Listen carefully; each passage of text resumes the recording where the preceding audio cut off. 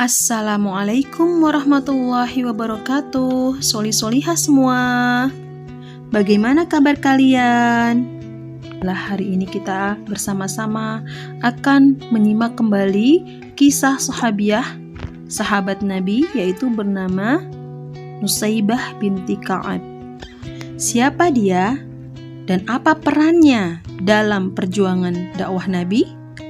Yuk kita simak sama-sama kisah Nusaibah binti Ka'ab, sang perisai Rasulullah.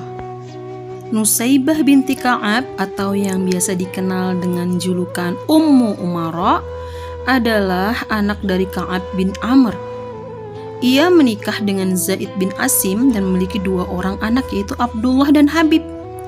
Nah, suatu ketika Zaid baru pulang, ia langsung bercerita tentang kabar yang didengarnya dari utusan Muhammad, yaitu Mus'ab bin Umair, yang menceritakan tentang bangkitnya seorang rasul dari suku Quraisy yang bernama Muhammad bin Abdullah.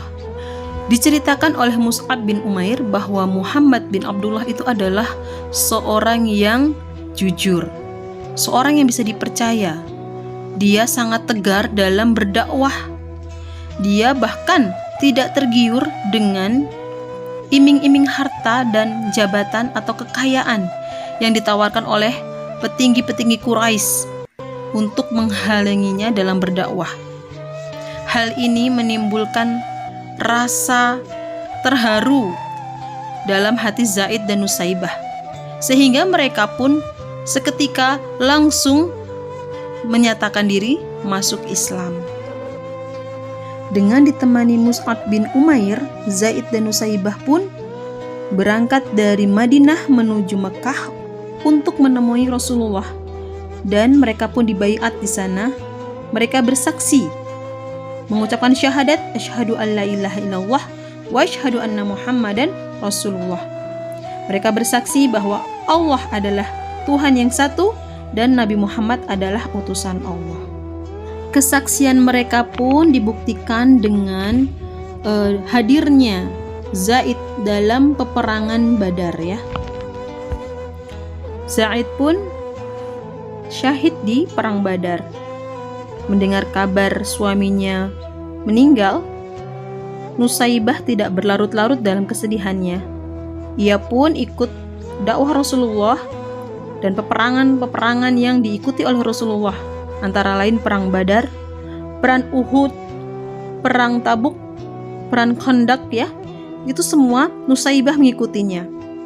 Sehingga ia pun dikenal sebagai wanita yang pemberani. Apa yang ia lakukan di peperangan?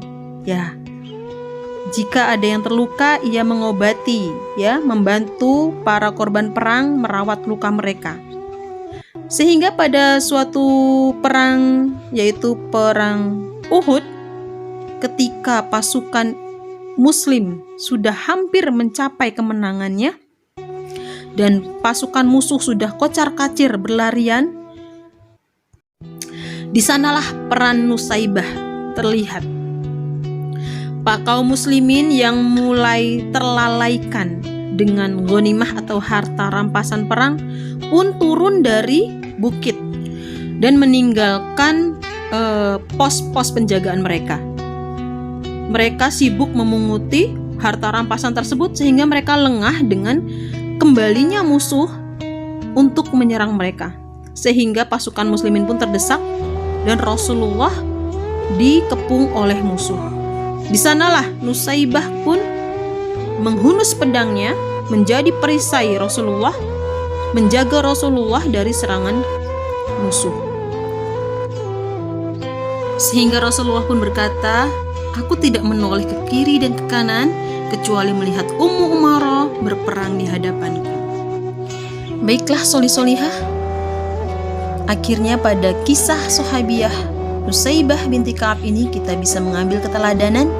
Yang pertama tentang keimanannya, yang ketika mendengar berita tentang Rasulullah ia langsung beriman.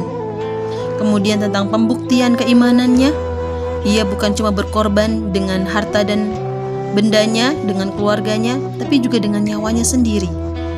Ia menjadi seorang yang pemberani, ya, wanita bukan yang lemah, tapi ia menjadi sosok yang pemberani.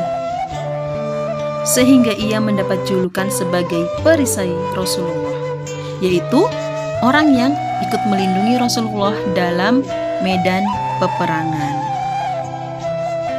Demikianlah soli-solihah sedikit kisah dari Nusaibah binti Ka'ab. Yang bisa kita teladani adalah keberaniannya dan keimanannya. Selanjutnya Ustazah pamit undur diri. Nantikan terus kisah-kisah sahabat selanjutnya. Semoga bisa menginspirasi kita semua, menambah keimanan kita.